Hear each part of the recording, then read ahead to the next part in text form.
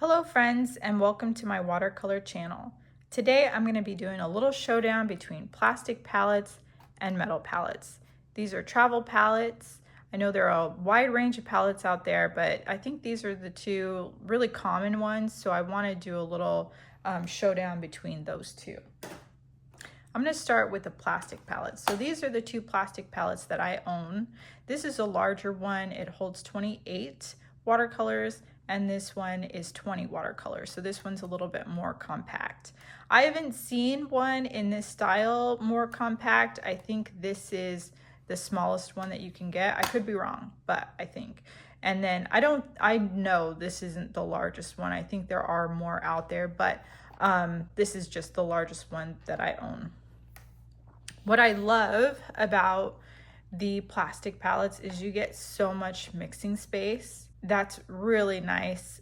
In some palettes, you can hold your watercolor brush in here when you're traveling. I don't have that arrangement, but there's some plastic ones out there that allow you to do it.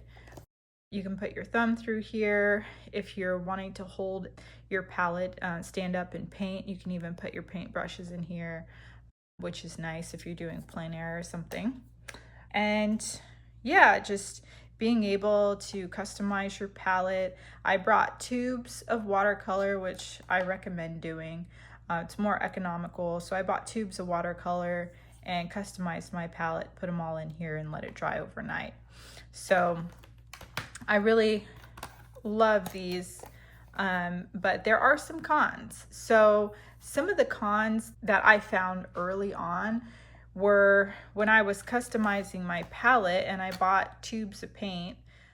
For instance, like this palette, I only had 3 watercolors. This is my professional Winsor & Newton. I only started out with the primary colors, and I didn't quite know that I was going to fill up the whole palette, you know, how many reds I was going to have, yellows, like warm, cool. I had no idea how I was going to arrange this in the future. And so I kept having to kind of scrape up the paint with a palette knife to be able to rearrange it. So that was challenging and tedious, and I don't recommend doing that. But that's just, you know, the nature of these kind of palettes. And then also there were a couple colors, professional colors, that I didn't like. And so I don't want to waste the paint. They were expensive. I just would have liked to, you know, replace them a little bit easier with something else. So anyways, those are kind of the cons with these palettes. They are, you know, travel palettes too, but they are on the larger end if you're looking for a good travel palette that can hold just as much paint. These are still quite large. Another con is if you are traveling with these, just having this in your backpack and it jiggling, the paint can actually come out. You'll see like there's some gaps in here. The paint will, you know, dry and crack and fall out. I have issues with, this is burnt umber and Prussian blue. Those ones like to crack and fall out. And even Verdian, this one does too. That's kind of the con of this type of travel palette too. I mean, it's not the end of the world. You can just use some water, get it moist, and it'll stick back in. Or you can use some paint and put some paint down and just like press it and stick it in and let it dry. So not the end of the world, but just some cons to think about when you're picking the palette that you want to travel with. Next, I want to talk about the metal travel palettes.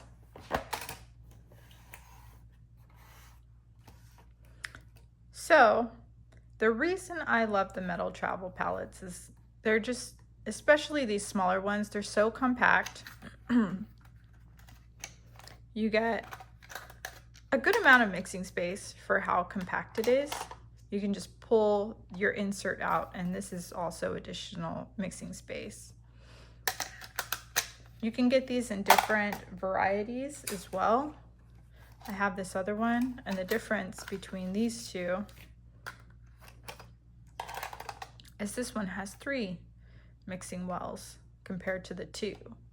And I prefer the 3. I like the 3 better.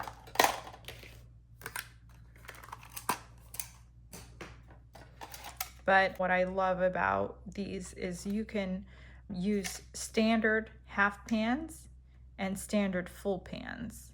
So what's really nice, you can take them and rearrange them, no issue. You can put them into bigger palettes, put them in smaller palettes.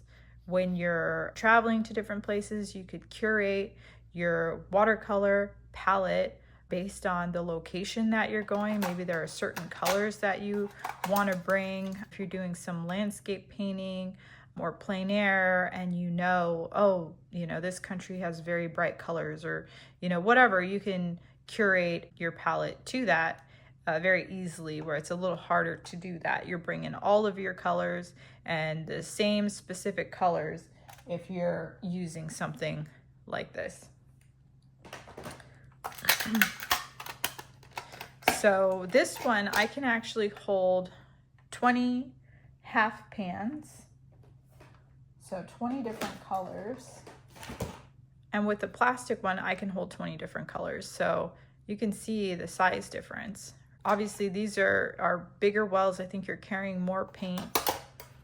It's a little easier to pick up paint if you're using bigger brushes. If you're using smaller brushes, it's really not, I think, that big a deal. You just kind of get it in there. Or you can use a full pan, and it's very similar to this size. So kind of up to you. I do like the half pan sizes.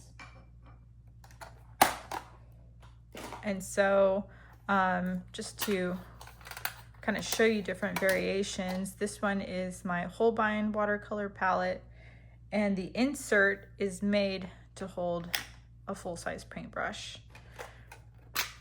This insert is made to hold a travel size brush. So this is my travel brush. Just stick it in there. Good to go.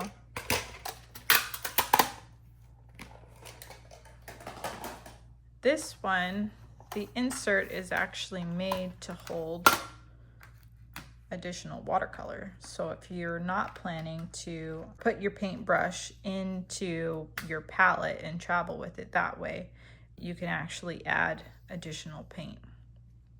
You can fit them into the other palettes, but this one is specifically made for it, so you can hold more. So this one holds 39.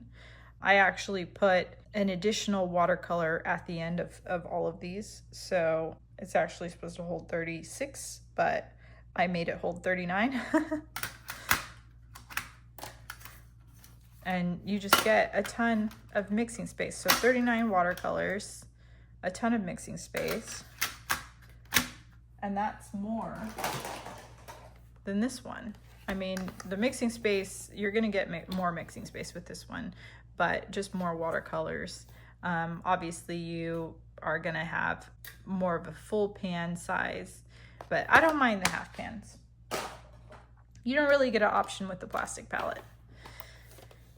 And then this one holds 48 watercolors, and it holds a brush in the middle. It doesn't have this extra flap because I took it out, but if it did, it would give you a ton of mixing space, because you get all of this, and then you'd have one on this side as well. So those are the pros and cons of these two palettes. I really do prefer the metal half pans just because of their flexibility. I still love these, but I'm locked into these colors, so I can never switch these colors out without it being a hassle. And these are just a little bit more easier to switch out and rearrange, and the flexibility is just the winner for me. So anyways, I just wanted to do a comparison of the two and let you guys know why somebody might prefer one over the other, and maybe that'll help you in the future decide what you want to use and what you want to travel with. So I hope that helps. Happy painting!